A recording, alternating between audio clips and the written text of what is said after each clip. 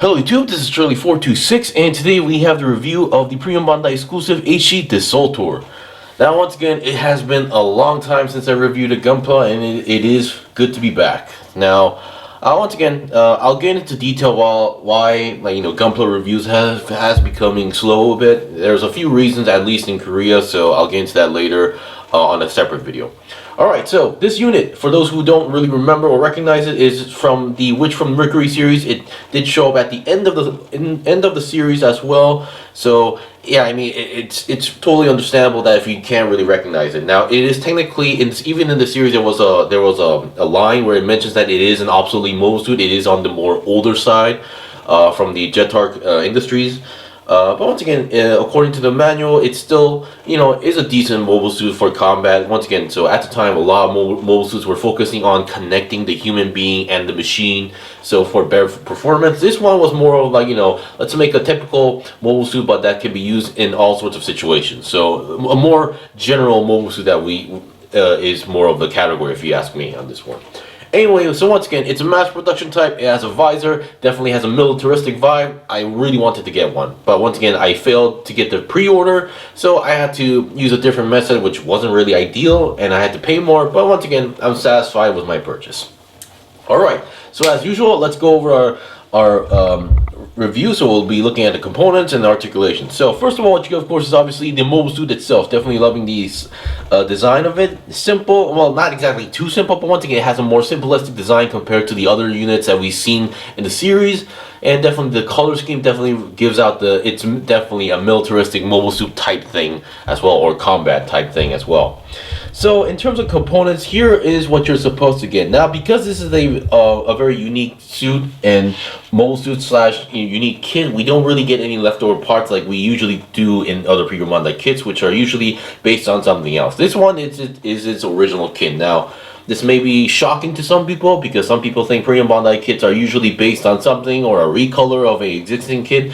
There are sometimes in the mid-process, or these days a little bit too much, of their own unique kits. Alright, so let's see what we get other than the mobile suit. So for hand-wise, other than the multi-purpose hands for weapons, we do get the open style hands. However, these seems to be one of those very, very simple looking hands because we don't see 5 fingers, I see 3. So you can kind of get the idea of this mobile suit style.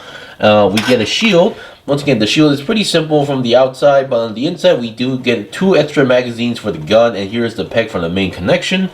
And just to give you guys an idea, these magazines can be separated on their own, and then you can also swap them out with the one that's in the machine gun. I believe this is called I'm not sure if they have, no, this is just called an assault rifle, and then you take out the magazine and swap it out with one of these ones if you want to do so. So pretty cool design. And once again, here we have the assault rifle, has a separate handle for extra holding, and then we have a sticker for the scope. Pretty simple design, and definitely it's simple yet cool looking if you ask me. And then we get a bazooka looking thing, but this is called the Beltablad R3. The name comes from its original designer, or it's developer according to the manual. So once again, this uses 2 stickers. We have a scope sticker and then this yellow round sticker that goes around. Now usually I would be against this, but when this one kind of applied very cleanly with some extra space on it, so I decided to go with it. The handle can move pretty widely in the free range, so you can pretty much hold this any way you want. Yeah, so basically snap 2 pieces together and you're good to go. And we have this part here which looks like some kind of connector. I'll get into that later. Same goes for the rifle. And we have this one attaches to the backpack. This is supposed to be a drone container. So if you've seen the series, they actually do use this quite a lot to jam. These are drones, not missiles, so these drones would pop out and then jam communications as well, so you can open up. So there's multiple of them, so I assume you can fire from 4 each here, or you can just open up and fire like a bunch at one go. So this one is also supposed to connect to the backpack as well. And here we have a grenade launcher that connects to the shoulder. You only get one, so typically you're going to be attaching this onto one shoulder. The other shoulder will be having the shield. And then we get the troop rancel, or some kind of container for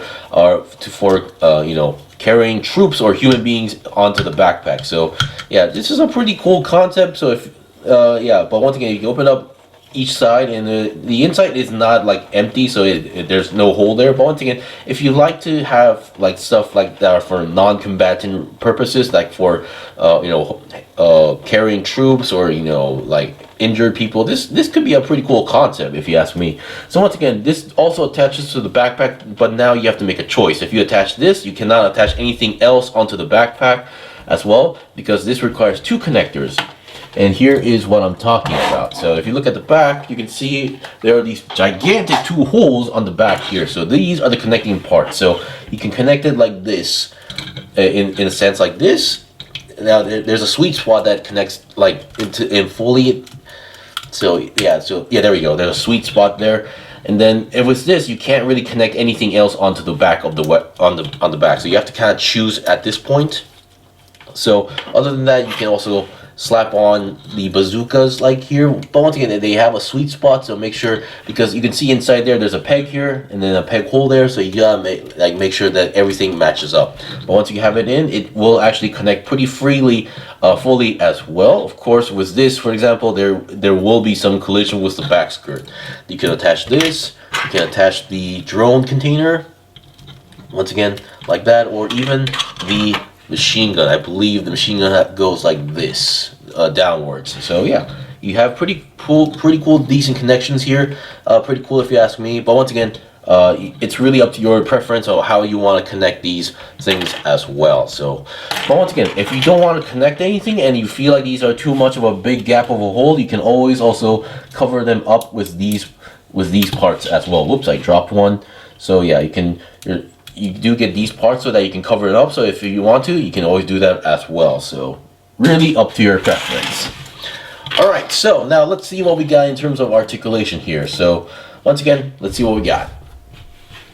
So I would like to mention there's no polycaps used in this kit, and then there are obviously stickers, and I did show most of them. So we have, here is the sticker sheet. So here we have the 3 scopes, 3 camera stickers. One goes onto the back of the head. These 2 are for the rifle and the bazooka. And here's the yellow line that is from the bazooka. And there's these two stickers here, which I did not apply.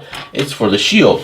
One is supposed to go on here on front, and then the other one is, I assume, is supposed to, based on the manual, goes onto the bottom, and then you have to cover each side, so you need to fold them up. Not ideal for me, so I just decided not to use them. And once again, I feel like this color kind of breaks the whole color scheme going on here, so decided not to use it. Granted that it is used on the bazooka, but once again, that's a whole different beast. So yeah. All right, now let's see what we got. So once again, it's a mass production type and has a visor. Definitely in my vibe. Definitely loving the head design here with that clear orange clear piece. So the head is on a ball joint, but the ball joint is a little bit on the odd side. So this is the ball joint, and then it's connected to another ball joint on the bottom. But this is a very, very stiff and firm connection, which is very tricky to move with the head together. It's like I have to kind of force the neck joint to go first and then the head, but if I give too much force, I pop off the head. So it's a little bit tricky to get used to this one, but once you get used to it, you should get used to it.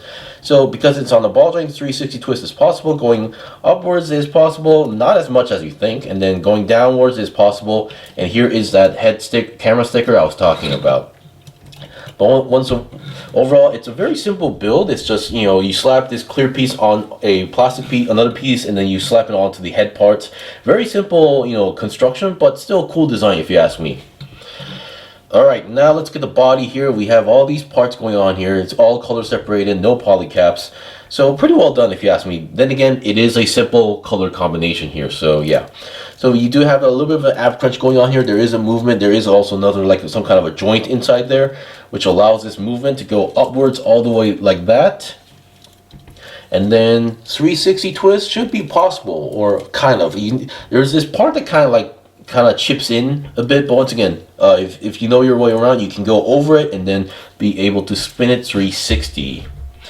Alright, let's see what else we got. So as you can see on the waist area, there's no front skirt or side skirt, but there is a back skirt, but it is on a clip joint like that, so you are able to technically flap it around a little bit. Now once again, it is free to move flapping around, but once you have the bazooka onto the back, it will get obstructed, so keep that in mind. So before we go on to the legs, let's get these shoulder armors. or arms. So here we have the arms. You definitely have a nice forward and backward movement going on here, and because it is on a ball joint, 360 twist should be no problem.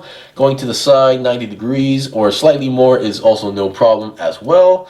And a 360 twist on this part is not possible because of this part here, so keep that in mind.